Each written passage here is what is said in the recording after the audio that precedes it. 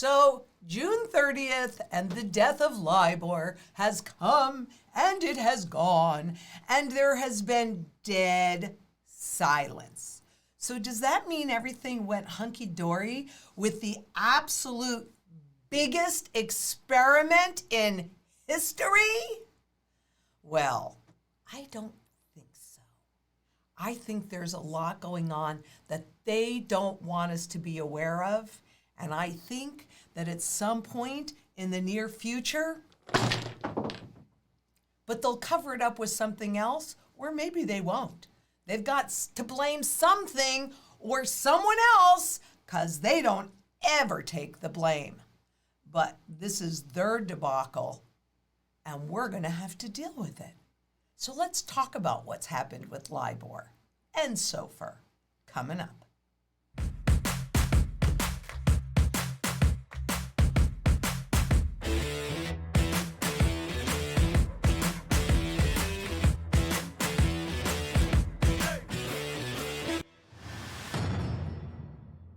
I'm Lynette Zang, Chief Market Analyst here at ITM Trading, a full-service physical, because if you don't hold it, you don't own it, regardless of your personal perception. It just doesn't hold up in a court of law. And let me tell you, with everything that's happening and with things that are happening that you can't see, you better have your wealth protection. You better have food, water, energy, security, barterability, wealth preservation, community, and shelter in place. Because the time to do it is before you need it, not afterwards. You don't have that opportunity afterwards. So let's talk about what happened. Because, wow, the FSB, which is the governmental agency that was helping with this whole transition and managing it, the last statement that they made was, when was that? Oh, April 27th of 2023.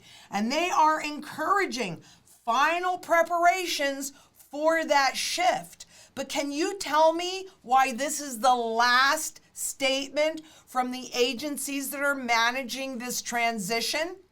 Why isn't there statements up to June 30th? And how about right after? Wow, we had a success, because they were talking about the test back in October of 2020 on the 80 trillion in derivatives that they were shifting. They talked about it, they talked about it, they talked about it on after the day of the shift. Dead silence. And 3 weeks later, they came out and they postponed it. So they are telling you, get ready for that transition. Now, yes, in June, as you can see, there was a massive shift in amendments to switch from leverage loans from LIBOR to SOFR. But did they get all of them done? No, they did not. And I'll show you what they've set up to help that. But let me tell you, the foundation that we are sitting on, that the global financial system is sitting on, has become that much more unstable. I'm not even going to say fragile at this point. It is fragile. But now with this, it is completely unstable. And let me tell you, we have not felt the impact yet. I don't want to feel the impact in a negative way. How about you? So it just fades into history. Trillions, quadrillions of contracts tied to this shift. The valuation on every single one of those contracts has changed, but it just fades into history. Wow, isn't that nice?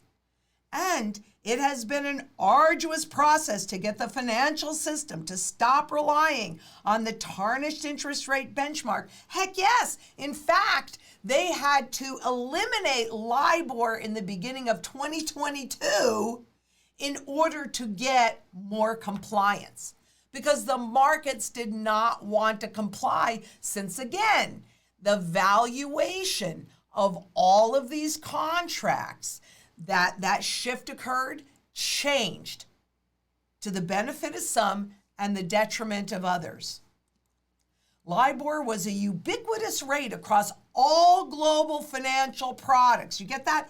All global financial products. It was the single most important benchmark in the world. And to move the market away from that has been truly a Herculean effort. Oh my goodness. Now, there are still issues, but it's remarkable that LIBOR will go out with more of a whimper than a bang. That was unthinkable years ago. Guess what? It's unthinkable today. Maybe I'm wrong. I mean, I am certainly not in the middle of everything and all of these discussions. I certainly am not privy to any information that, frankly, you are not privy to.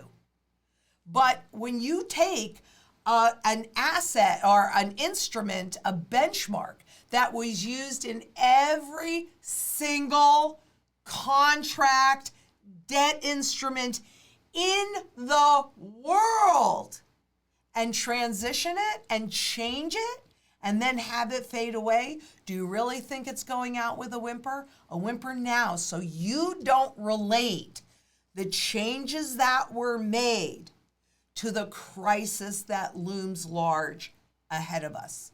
Because it does. You can't just make those changes. But this is what they want you to believe. This is perception management. This is part of the reason why a lot of people don't trust mainstream media, because they have an agenda. So what are they hoping for? They're hoping for crickets. That's what they're hoping for. So Friday at 11:55 a.m. British Summer Time marked the first publication for the 1 month, the 3 month, and the 6 month US dollar LIBOR interest rates. Done. Gone. To help minimize disruptions, the US government, and we've talked about this before, maybe Randy, you can put some links that I've done about the LIBOR in the description below. Okay. So in March of 2020, the US government passed the LIBOR Act. Okay, well, okay, they passed that act. What was this really about? The legislation allows an estimated 16 trillion of tough legacy contracts. Now, that 16 trillion is merely the market valuation. It does not reflect the true value that is at risk, which could be in the quadrillions, since a lot of these derivative contracts are leveraged easily 1,000 to 1 or more. And the legacy contracts are contracts that have been around for a long time, right? As long as whoever issued those contracts, typically between 2 or 3 entities. So there's really no market for them anyway, right? And as long as the fees are paid, they can keep these contracts floating. It's when they stop paying these contracts that we are going to see this massive explosion. But those are the legacy contracts. A lot of these contracts were there prior to 2008. You can't close them out because of the impact that they would have on the rest of the market. So they passed this legislation that allows an estimated 16 trillion of tough legacy contracts, which are those that expire after June 2023, because they don't really even have an expiration, a lot of them, and do not have fallback language specifying an alternative rate and thus cannot be amended. So there's really nothing that they can do except to pass legislation that shields these entities. So JP Morgan, Citi, Goldman Sachs, all these entities from litigation. So, okay, is that really going to solve the problem? Well, it solves part of the problem, maybe. It also allows the use. So what they did was, since they didn't want to come out and postpone this shift, they just made a quiet amendment, and they allow the use of synthetic version of the 1, 3, and 6 months US LIBOR settings until September 2024. So roughly 14 months after the shift, right? And then those tough legacy contracts that are not covered under the LIBOR Act. So initially, okay, they're covering everything, but do you see how they're able to keep that explosion that is likely happening under the surface that we cannot see from erupting to the surface and drawing your attention? They don't want your attention there. And if enough time goes by, you are not going to equate it. What do they say in almost every piece they write? We like our policy decisions and how it unfolds to the public. We like that time in between it, and we like someone else to introduce it so that the public does not equate what is happening back to the source. In other words, back to the central banks, back to the banking system. This is no different. But it could absolutely be the setup to a black swan event, because a black swan event is something that nobody can see coming. Now, the participants can see this coming, but the public does not see what's happening beneath the surface. So what happens? Well, the blue chip corporate borrowers boost revolvers. And we are not talking about this kind of a revolver. We're talking about revolving loans. Move away from LIBOR allows firm to secure extra liquidity. Isn't that interesting? With LIBOR expiring on June 30th, companies with revolving credit facilities in recent months have transitioned their loans to SOFR. Okay, well, they're supposed to do that. That part's okay. But LIBOR's main replacement benchmark in the US, that's the SOFR. In the process, many have also increased the size of their revolvers by hundreds of millions of dollars. Well, number one, if the SOFR interest rate is lower than the LIBOR interest rate, then that gives them some room to increase their borrowing. But this, to me, looks like a setup because they know a major crisis is coming, a liquidity crisis, and they're getting ready for it. And let me show you more on how they're getting ready for it. Because as you may or may not know, we recently had bank stress tests. And in the, we're going to come to that. But actually, I think we're coming to that next week. And you want to watch that one too. But what these corporations and what these banks have done, according to the Office of the Comptroller of the Currency, is they have been, the illiquid assets, trading assets, have been rising. Let me explain this. This is a measure. First of all, level 3 trading assets are a measure used to assess market risk and the volume of changes and the level 3. So level 3 are not marketable assets. They are assets whose fair value cannot be determined by using observable inputs such as market prices.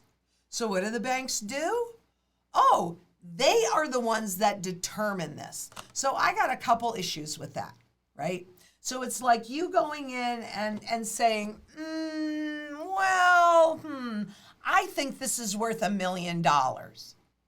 There's no market for it. It actually has no value at all. So number one, when they tell you the level 3 trading assets, how do you even know that that's really the level 3 trading assets? The value of what they're holding. You don't, because the banks can say that it's worth whatever they want. Okay. Additionally, there is no market for them. So the reality is they have zero market value. So the fact that you even see them rising, I think, is extraordinarily disheartening, frankly, because it's showing you how vulnerable this whole financial system is. If the banks determine the value, who's there overseeing that and saying, well, is that really the value? How can we determine if there's no market value for it? You know what the market value is? Zero. That's what the market value is. Who knows the true value at risk? Because whether you're the FDIC, the OCC, the BIS, the IMF, the FDIC, I mean the whole alphabet soup, every single entity admits that none of them know the true value at risk. So is this another one of their accounting tricks and tools to hide the true losses from public view? And by the way, I would like you to keep in mind that all of these level 3 trading assets, the legacy assets, have LIBOR embedded in them. And only some of them are protected under that act, not all of them.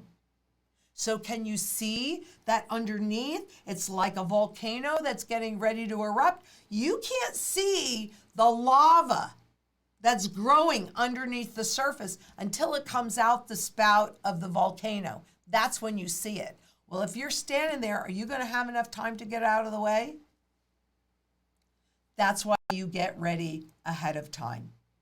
Now let's look at this because I want you to see something that is critical. And going back to 2007, all of a sudden, those assets became liquid. They were classified as liquid up to that point. So can you see how quickly that can shift? And frankly, that shift has already begun. Because if you look at where those level 3 assets were back in the first quarter of 2007, when everybody was being told that everything was hunky-dory. So you have to ask yourself, when do you want to be aware? Because we are already seeing a self-proclaimed rise in on trading assets, level 3 trading assets. How can it be a trading asset if you can't trade them, right? I want you to keep that in mind for a piece that I'm going to do after this, by the way, on what's happening with the BRICS. This is significant because illiquid trading derivatives are rising, but is this the truth? The answer is no, they're not going to give you the truth. They're going to know the truth. That's why corporations are building up liquidity. That's why there are lots of things that are happening that you can't see, but they can. That's why global central banks have been buying more gold than they have since we had the last transition. And speaking of gold, you've seen this graph before, but this is the most current one. Notional amounts of precious metal contracts, meaning gold. Now, you can see how much they have risen. But what I want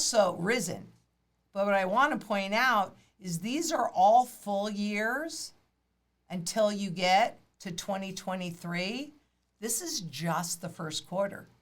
Just the first quarter.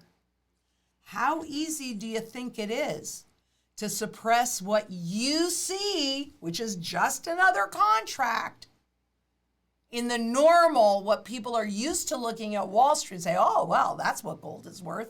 Is it? No, because a rising gold price is an indication of a failing currency. So they've given themselves lots and lots of tools to suppress this price until it benefits them to do that overnight revaluation. But everybody's confidence has got to be lost. Everybody's. There is an unlimited amount of contract intangible gold. That's no big deal. It's cheap and easy. You push a button, you create it. Just like you push a button, you can create as much money as you want, right?